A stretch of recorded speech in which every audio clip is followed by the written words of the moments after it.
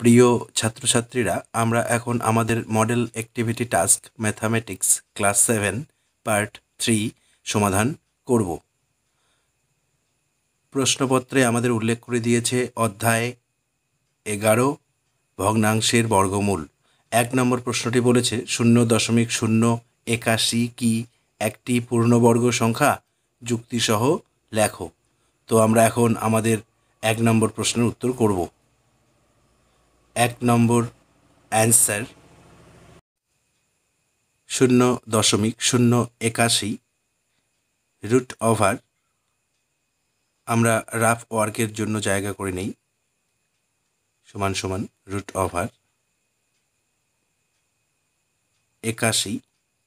দশমিকের জন্য একটি 1 নেব, দশমিকের ডান পাশে 3টি অঙ্ক রয়েছে, 3টি শূন্য নেব, সমান সমান রুট ওভার। আমরা এখন 81কে উৎপাদকে বিশ্লেষণ করব।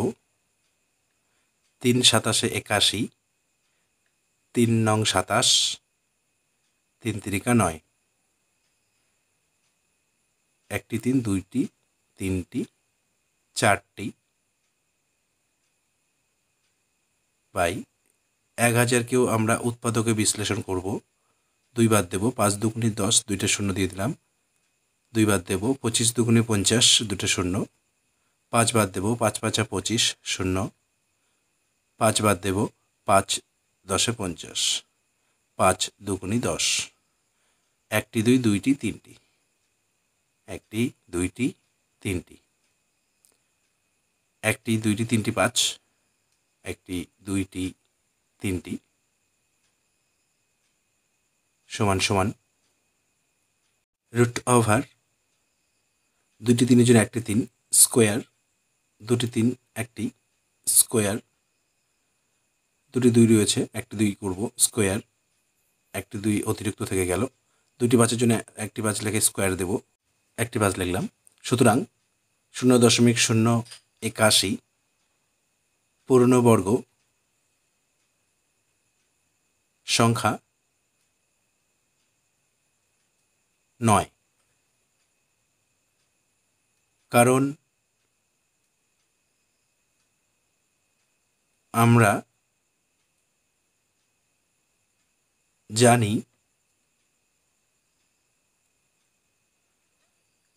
যে সংখ্যার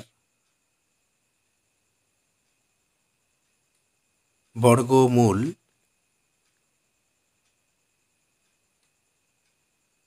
হয়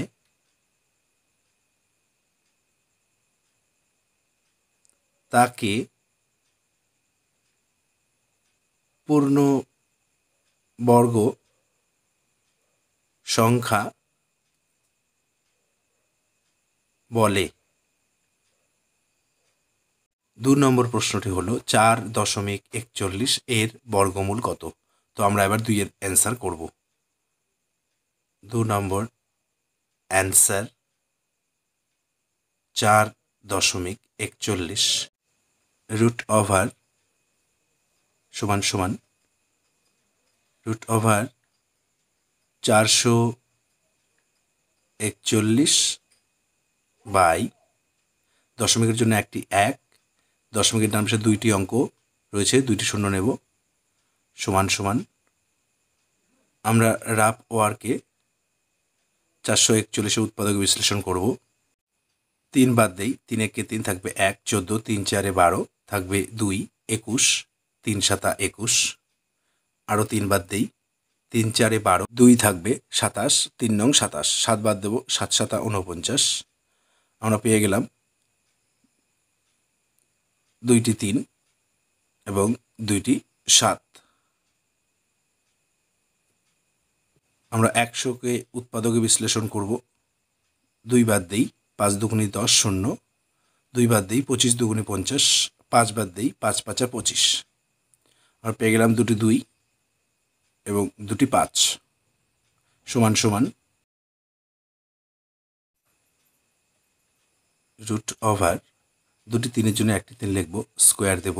2টি 7-এর জন্য একটি 7 লিখব, স্কোয়ার দেব।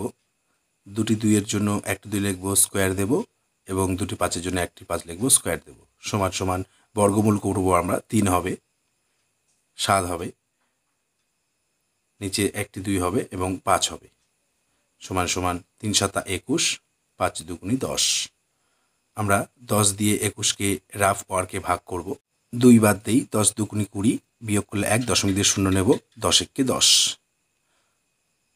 আমাদের উত্তর হয়ে গেল 2.1। সুতরাং 4.41 এর বর্গমূল সমান সমান 2.1। আমাদের 2 এর অ্যান্সার হয়ে গেল। আমরা 3 নম্বর প্রশ্নে যাব।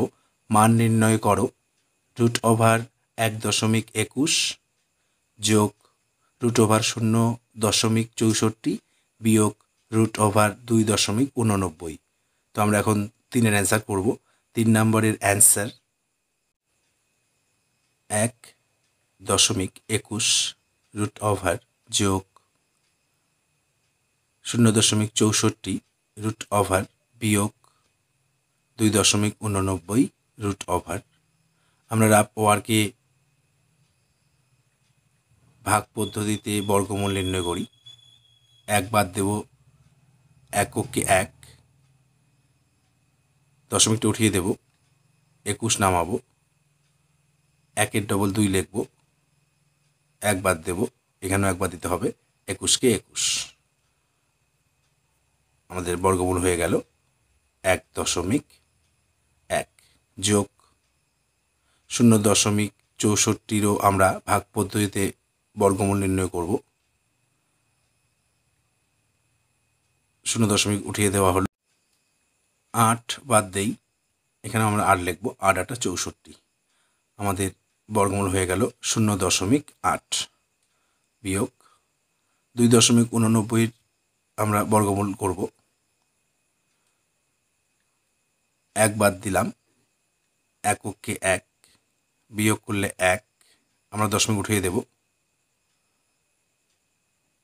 89 নামানো হলো, 1 ডবল 2, আমরা 7 বাদ দিই, এখানেও 7 বাদ দেব, 7 7 49, 9 হাতে 4, 7 2 14 আর 4 18। আমাদের বর্গমূল হয়ে গেল 1.7। আমরা এবার যোগ বিয়োগ করব। 8 1 9, 0 1 1 বিয়োগ 1.7।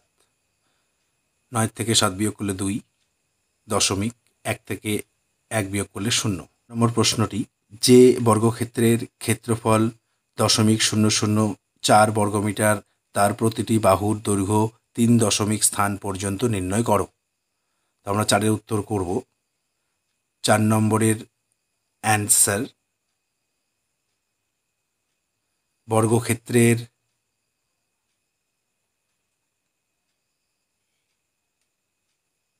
ক্ষেত্রফল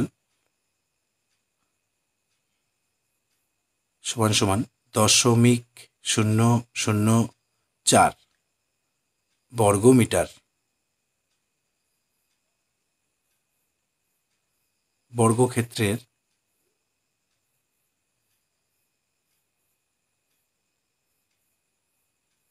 বাহুর দৈর্ঘ্য সমান সমান √0.004 মিটার।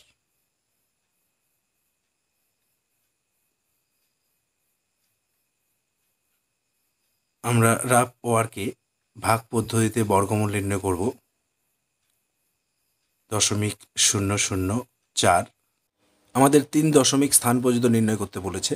তো আমরা জানি 3 দশমিক স্থান পর্যন্ত নির্ণয় করার জন্য দশমিকের পরে 4 জোড়া বা 8টি শূন্য নিতে হয়। কিন্তু আমরা দেখতে পাচ্ছি আমাদের এখানে দশমিকের পর ইতিমধ্যে 3টি অঙ্ক রয়েছে, জন্য আমরা আর 5টি শূন্য নেব। তাহলে আমাদের দশমিকের পর 8টি অঙ্ক হয়ে গেল। একক, দশক, শতক, হাজার।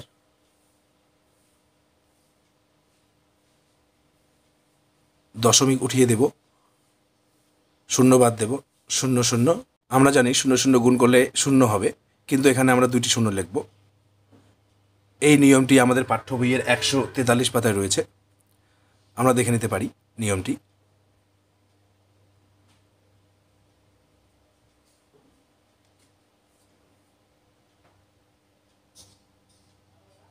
চল্লিশ নামাবো, 6 বাদ দেব, 6 6 36, বিয়োগ করলে 4, আর দুটি শূন্য নামাবো, 6 ডবল 12 নেব, 3 বাদ দেব, এখানে 3 বাদ দিতে হয়, 3 3 9, 3 12 36, বিয়োগ করব, 9 আছে 10 মিলাতে 1, হাতে 1, 6 একে 7, 7 10 মিলাতে 3, 3 একে 4, মিলে গেলে শূন্য লেখার প্রয়োজন নেই, আর এক জোড়া শূন্য নামাবো, 63 ডবল, 3 দুগুণা 6, 6 দুগুণা 12। এবার আমরা 2 বাদ দেব, 2 দুগুণা 4, 6 দুগুণা 12, 2, হাতে 1, 12 দুগুণা 24, একে 25, 6 3 7 6 5।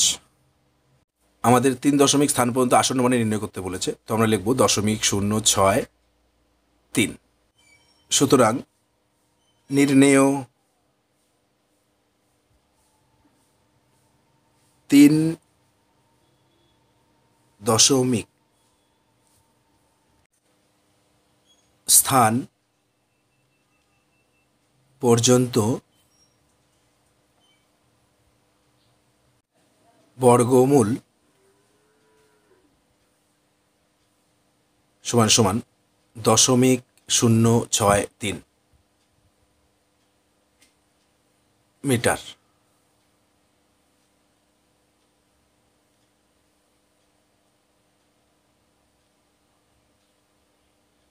সুতরাং বর্গক্ষেত্রের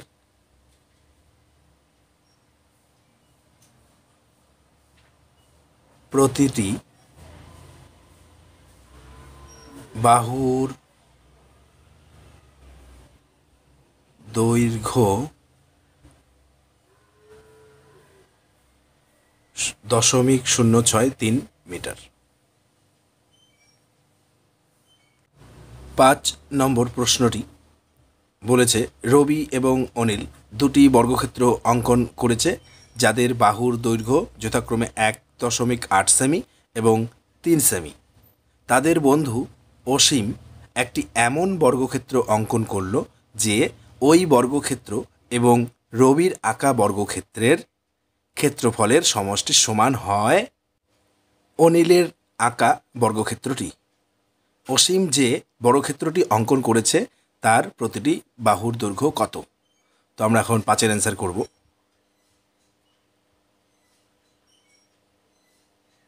ধরি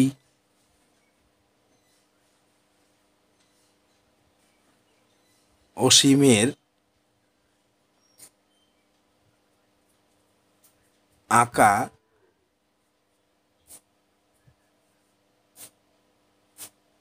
বর্গক্ষেত্রের বাহুর দৈর্ঘ্য a সেমি। প্রশ্নানুযায়ী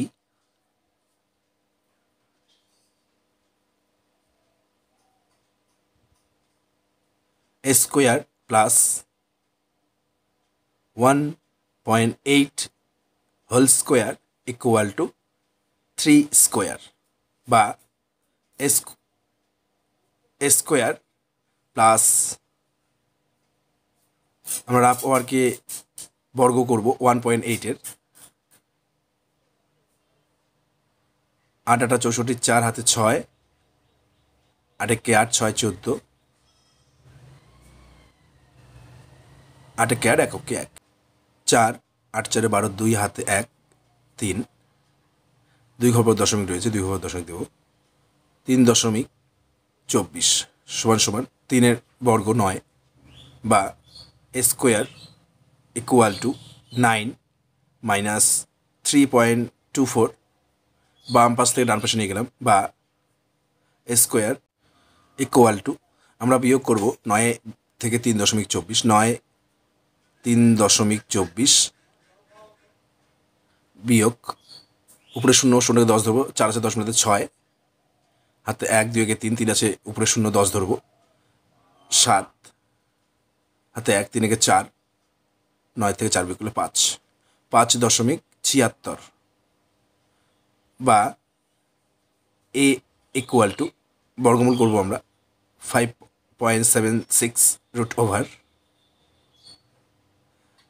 আমরা রাফ ওয়ার্কে বর্গমূল করি 5.76 একক দশক, 2 বাদ দেবো আমরা, 2 দুগুণা 4 বিয়োগ করলে 1,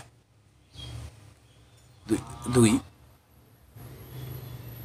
দশমিক উঠিয়ে দেবো, 76 নামাবো,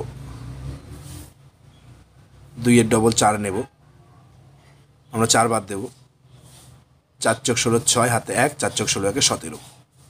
সুতরাং এ ইকুয়াল টু 2.4 সেমি। সুতরাং অসীম যে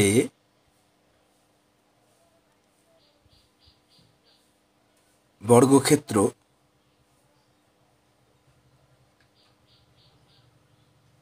অঙ্কন করেছে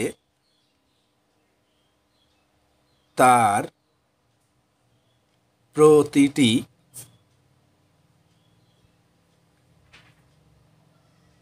বাহুর দৈর্ঘ্য 2.4 সেমি। অধ্যায় 15 সময় ও দূরত্ব। 1 নম্বরের প্রশ্ন, শূন্যস্থান পূরণ করো। এ একক সময়ে কোনো বস্তু নির্দিষ্ট দিকে যতটা দূরত্ব অতিক্রম করে সেটাই ওই বস্তুর ড্যাশ। বি নাম্বার, গতিবেগ স্থির হলে সময় ও দূরত্ব ড্যাশ সমানুপাতি। সি নাম্বার, গতিবেগ ইকুয়াল টু ড্যাশ বাই প্রয়োজনীয় সময়। ডি নাম্বার প্রশ্ন, সময় স্থির থাকলে গতিবেগ ও দূরত্ব ড্যাশ সমানুপাতি। ই নম্বরের প্রশ্ন, দূরত্ব স্থির থাকলে সময় ও গতিবেগ ড্যাশ সমানুপাতি। আমরা এখন শূন্যস্থানের উত্তরগুলি লিখব। অধ্যায় 15 সময় ও দূরত্ব।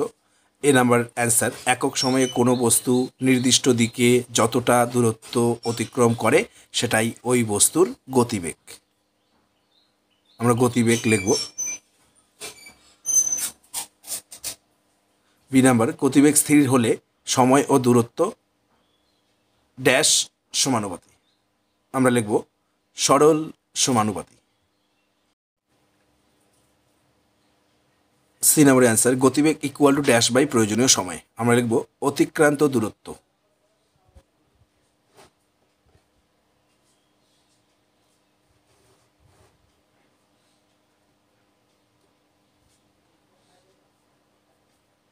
ডি নম্বরের অ্যান্সার লিখব সময় স্থির থাকলে গতিবেগ ও দূরত্ব ড্যাশ সমানুপাতি। আমরা লিখব সরল সমানুপাতি। ই নম্বরের অ্যান্সার, দূরত্ব স্থির থাকলে সময় ও গতিবেগ ড্যাশ সমানুপাতি। আমরা লিখব ব্যস্ত সমানুপাতি।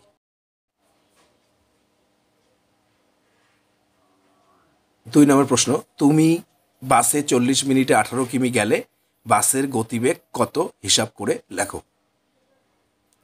আমরা 2 এর অ্যান্সার করব।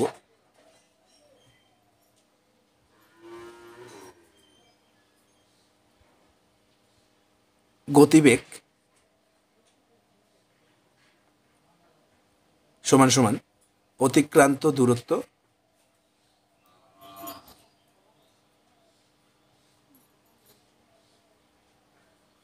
বাই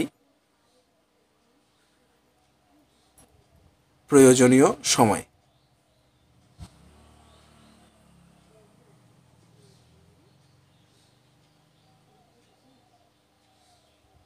সমান সমান 18 কিমি বাই 40 মিনিট প্রয়োজনীয় সময় যেহেতু মিনিটে রয়েছে জন্য আমরা 60 মিনিট দিয়ে গুণ করব। 0 0 কাটব। 2 2 4, 3 2 6, 2 1 2, 9 2 18। উপরে উপরে আবার গুণ করব। 3 নং 27 কিমি প্রতি ঘন্টা।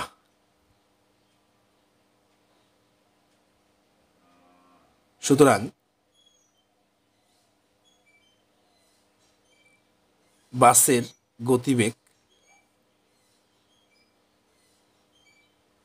27 কিমি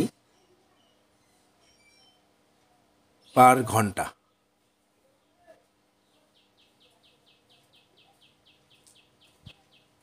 3 নম্বর প্রশ্নটি, তুমি ঘন্টায় 10 কিমি বেগে সাইকেল চালাও, কত সময়ে তুমি 25 কিমি অতিক্রম করবে? ত্রৈরাশিকের সাহায্যে নির্ণয় করো। তো আমরা এবার অ্যান্সারটি করব। 3-এর অ্যান্সার দূরত্ব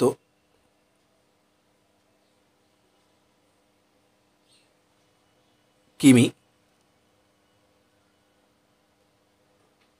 সময় ঘন্টা, 10 কিমি 1 ঘন্টা, 25 কিমি কত সময় লাগবে? গতিবেগ একই থাকলে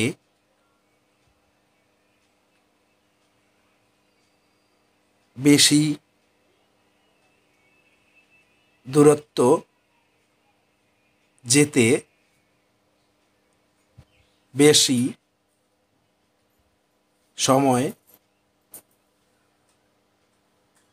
লাগবে। তাই দূরত্ব ও সময় সরল সমানুপাতে আছে।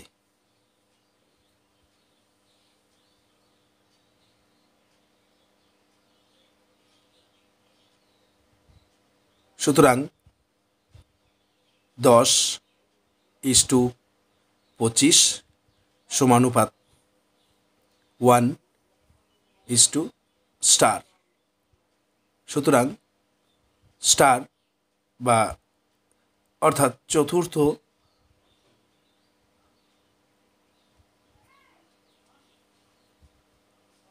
সমানুপাতটি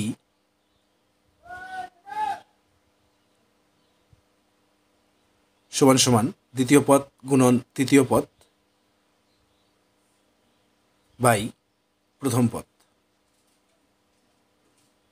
5 2 10, 5 5 25 সমান সমান 5/2 সমান সমান আমরা 2 দিয়ে 5কে ভাগ করব। 2 2 4 বিয়োগ করলে 1, 2 পূর্ণ 1/2 ঘন্টা। সুতরাং 2 পূর্ণ 1/2 ঘন্টা বা 2 ঘন্টা 30 মিনিট মিনিটে আমি 25 কিমি অতিক্রম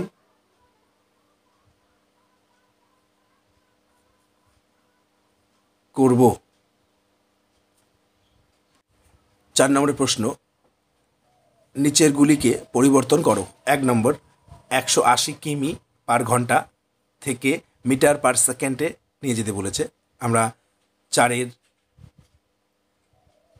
1-এর অ্যান্সার করব। 180 গুণন 5/18। আমরা এক্স কিমি পার ঘন্টা ইকুয়াল টু এক্স ইন্টু 5/18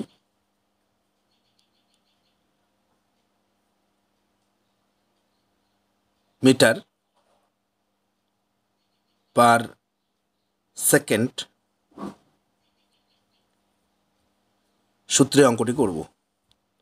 18কে 18, 18কে 18, 1 0 10 হয়ে গেল, 5 10 50 মিটার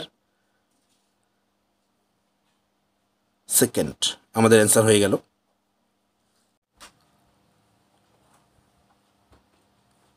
পরের 2 নম্বর প্রশ্ন, 2080 মিটার পার মিনিট থেকে কিমি পার ঘন্টায় আমাদের নিয়ে যেতে হবে। 2 এর অ্যান্সার 2080 গুণন 18/5 আমাদের 60 দিয়ে ভাগ করতে হবে, কারণ আমাদের সূত্রটি রয়েছে এক্স মিটার পার সেকেন্ড সমান সমান এক্স ইন্টু 18/5 কিমি পার ঘন্টা। সূত্রটিতে আমাদের মিটার সেকেন্ড রয়েছে, কিন্তু প্রশ্নে মিটার মিনিট রয়েছে, জন্য আমরা সেকেন্ডের জন্য 60 দিয়ে ভাগ করব। 100 100 কাটা হলো, 6 1 6, 3 6 18, আর কাটাকাটি যাবে না, জন্য আমরা উপরে উপরে গুণ করব। 3 8 24, 4 হাতে 2, 3 0 0 2, 3 2 6/5 আমরা এখন ভাগ করব। ভাগটার আপ ও আরকে করি আমরা। 5 দিয়ে ভাগ করব 624কে, 1 বাদ দিই, 5 1 5, বিয়োগ করলে 1, 2 নামাই, 12 হলো, 5 2 10, 2 বাদ দিই, বিয়োগ করলে 2, 4 নামাই, 24 হবে, 4 5 20, 4 দশমিক দিয়ে শূন্য নেব, 40, 5 8 40,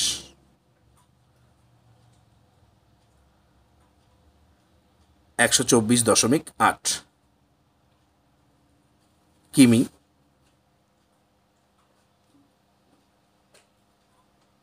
পার ঘন্টা হয়ে গেল আমাদের অ্যান্সার। 5 নম্বর প্রশ্ন, ঘন্টায় 72 কিমি বেগে ধাবমান 110 মিটার দীর্ঘ একটি ট্রেন 90 মিটার দীর্ঘ একটি সেতুকে কত সময়ে অতিক্রম করবে? তো আমরা 5-এর অ্যান্সার করব।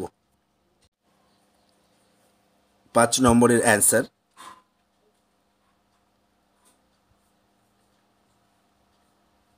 ট্রেনের গতিবেগ সমান সমান 72 কিমি প্রতি ঘন্টা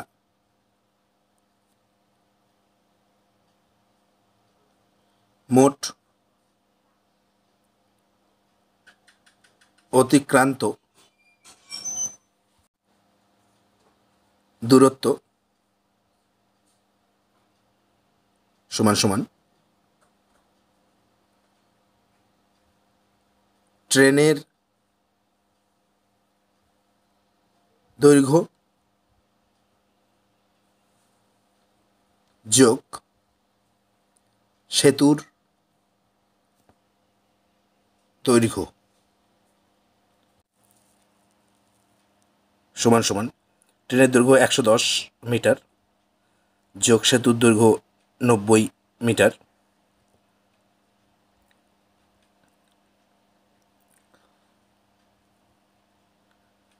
সমান সমান 110 আর 90 200 মিটার।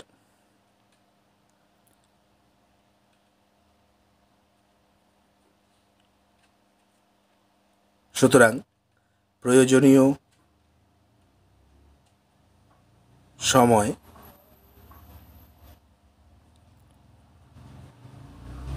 সমান সমান অতিক্রান্ত দূরত্ব বাই গতিবেগ সমান সমান 200 মিটার বাই গতিবেগ 72।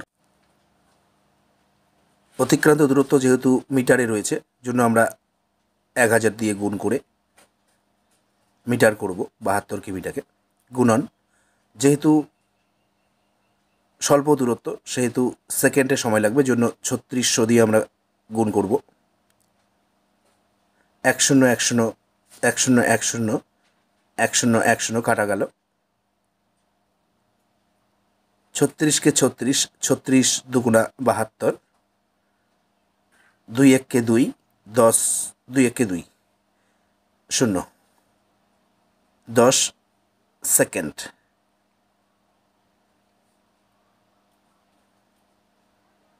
সুতরাং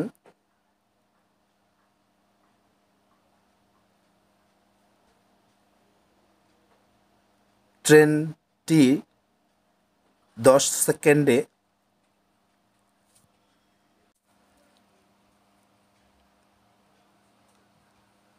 সেতুটিকে